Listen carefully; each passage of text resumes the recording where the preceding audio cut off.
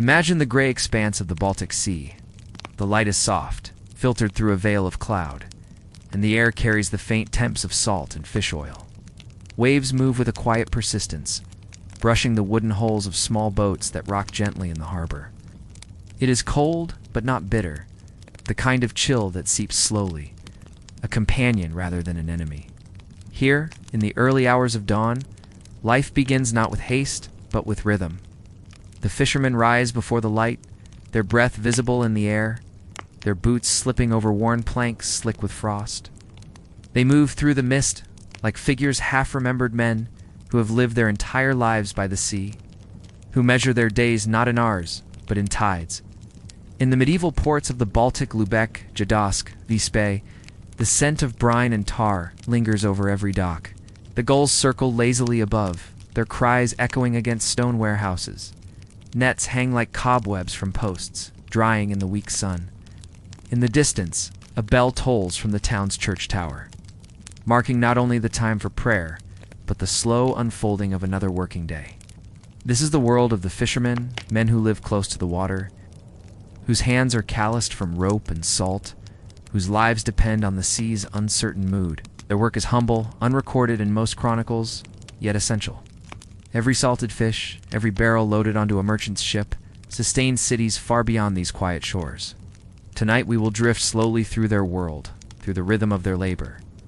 The history that carried their trade across empires, the mysteries still hidden beneath the waves. In the contrast between their simple endurance and the ambitions of the wealthy who profited from their toil. For now, let us begin with the fishermen themselves, their daily life, shaped by weather, work, and the endless sound of the sea. The mornings begin in silence, broken only by the slow creak of wood and the whisper of water against the hull. A man stands at the edge of his boat, his breath curling into the mist. The ropes in his hands are rough, heavy with moisture. One by one, he lowers the nets into the dark, steady water, a practiced motion, neither hurried nor slow, as natural to him as breathing. The Baltic is not an easy sea. It is colder, denser, and calmer than the open ocean. But its temperament is uncertain. Mists drift without warning, and storms can rise from the horizon in moments.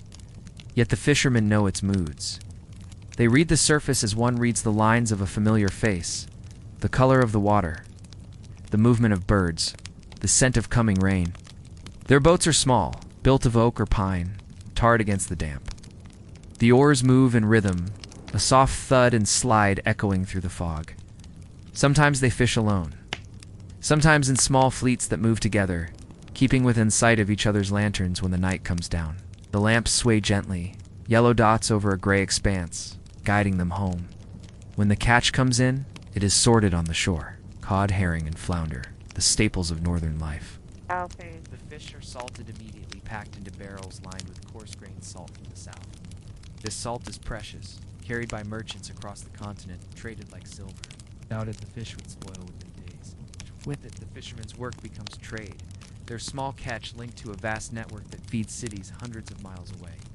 The shore smells of smoke and brine. Fires burn in iron braziers where men warm their hands. Nets are untangled and mended, the thin twine cutting softly into calloused fingers. Children carry buckets of water. Women sort fish and scrape scales from the stones. It is a world of quiet repetition, of tasks learned and repeated until they feel timeless. At midday, when the sun struggles through the clouds, the harbor becomes almost peaceful. The water glints faintly beneath the gray sky. A dog barks from the dock, chasing gulls that hop between the barrels. Somewhere, a church bell rings, its sound carried faintly over the water, marking another hour in a life that does not measure time by clocks, but by the tide's return. In the evenings, when the work is done, the fishermen gather in low taverns built of wood and stone. Their talk is soft, muffled by the sound of the sea outside. They drink ale, share bread, and speak of weather, of trade, of the merchant ships that come and go. There is laughter, but it is quiet, the kind of laughter that comes from men too tired to pretend. Then the night returns, heavy and cold. The nets are coiled, the fires fade, and the harbor settles once more into stillness. The moonlight rests on the water like silver cloth. And somewhere out beyond the breakwater, the slow rhythm of waves continues, eternal, patient, unchanged.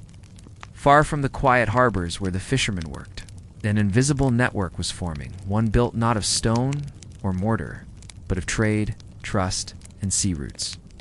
This was the Hanseatic League, a great web of merchant cities bound together by commerce and necessity. Why, from the 13th century onward, the League would shape life along the Baltic and the North Sea for centuries, turning small fishing ports into bustling centers of exchange.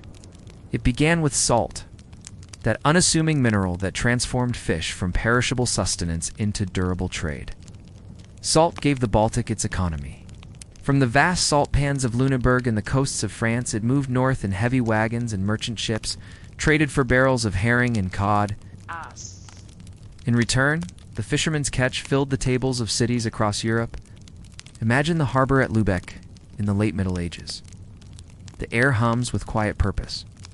Ships of every shape, cog vessels, broad and sturdy, line the quays. Men roll barrels across planks, their boots echoing against the damp wood.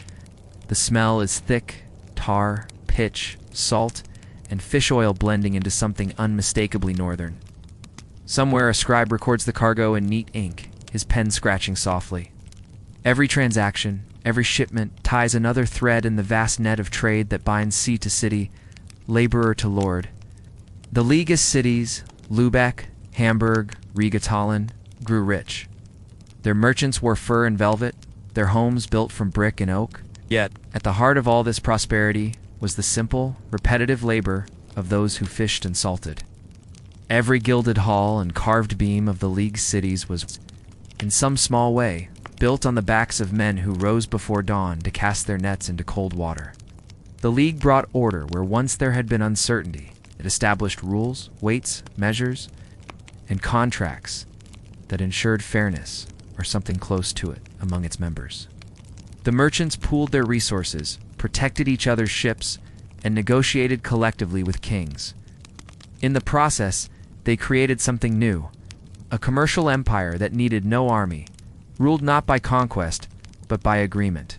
But the rhythm of trade was as changeable as the sea itself. Wars came and went. Harbors froze in winter. Pirate raids scattered ships and cargo. The League adapted, its strength lying in its quiet persistence, its ability to continue through storms both natural and political. Like the fishermen who depended on the sea.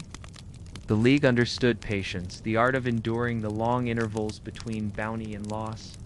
If you stood at the water's edge in one of these ports, you might see the entire story of the Baltic unfold before you. Small fishing boats unload their catch beside great merchant cogs heavy with goods. Dockworkers carry sacks of grain. Bells ring from distant towers to mark the hours of trade. The water carries not just sound, but memory, the quiet echo of centuries of labor and exchange, and always, beneath it all, the slow, steady work of those who fished the northern sea. Men who would never see the cities their work sustained, but whose lives unknowingly helped build the foundations of European commerce. Beneath the surface of the Baltic Sea lies a different kind of history, preserved in its cold, brackish waters. The Baltic is unlike most seas. Its low salinity and near-freezing depths have protected ships and cargo for centuries. Wooden hulls that would have rotted in warmer waters remain astonishingly intact here, resting silently on the seafloor. Archaeologists who descend into these depths find themselves entering another world, one suspended in time. The lanterns on their helmets reveal the outlines of vessels that once carried barrels of salted fish, bales of cloth, or crates of coins. Some are small fishing craft, their nets still coiled where they were last left. Others are merchant ships, part of the great Hanseatic convoys, their timbers dark but unbroken. Imagine one such wreck, lying in the stillness near the coast of Gotland. Its deck is scattered with tools, the remains of pottery, a few rusted iron nails. The water is utterly calm, so clear that the ship appears to hover in space. The silence here is immense, broken only by the slow pulse of the diver's breath. These wrecks, untouched by light for centuries, hold not just trade goods, but traces of human presence. A wooden bowl, a shoe, the faint indentation of rope on wood. In some places, The remains of medieval harbors have been found beneath modern towns. Layers of posts and stones where once fishermen tied their boats. Archaeologists uncover fish bones and kitchen waste, fragments of nets, and the faint marks of tools used to clean and salt cod. Through these small clues, they reconstruct a world both humble and vast, one that extended from the marshy coastlines of Denmark to the frozen gulfs of Finland. And there are stranger mysteries too, the legends of bells heard beneath the sea. Along certain coasts, fishermen spoke of hearing distant ringing on still nights, as if church towers long since swallowed by the waves continued to mark the hours of another world. Perhaps it was the sound of ice shifting, or of waves echoing through old wrecks, or perhaps, as the story said, it was the sea remembering. In the stillness of the Baltic depths, time feels different. Centuries overlap, voices and labors blending into the long rhythm of tide and trade.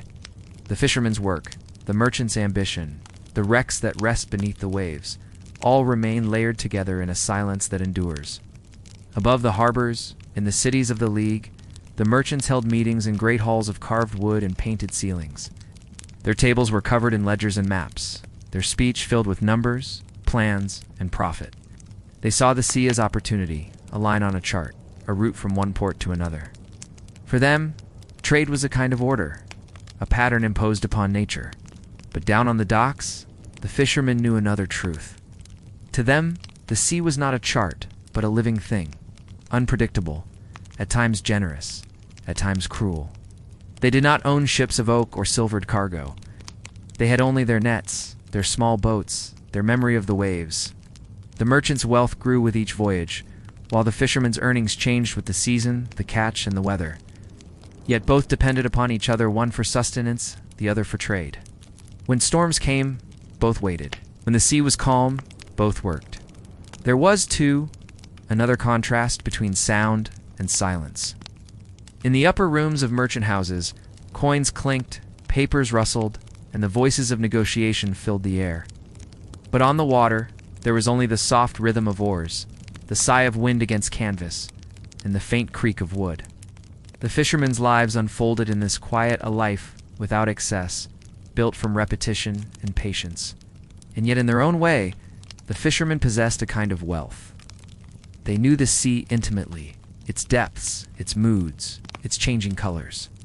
They could predict a storm from the shape of clouds, find their way home by the feel of the wind alone. Their riches were not in coin, but in knowledge and endurance, things that, like the sea itself, could not easily be measured. As night settles over the Baltic, the harbor quiets again. The last ships are tied, the fires dim. The air is cool and smells faintly of tar and salt. Somewhere a single bell tolls from a church tower, its sound fading into the mist. The fishermen have gone home, their boots leaving faint marks on the wet planks. The merchants' ledgers are closed, their ink drying in candlelight. And above it all, the moon casts its pale reflection across the water, the same moon that has shone on these shores for 1,000 years. The rhythm of the sea continues, as it always has. The same tides that carried the first fishing boats now touch the hulls of modern ships. The same winds that filled the sails of Hanseatic traders still move across the water, whispering through the rigging. And if you listen quietly, patiently, you can almost hear it still. The slow, steady breath of the Baltic, the memory of all those who once worked its shores.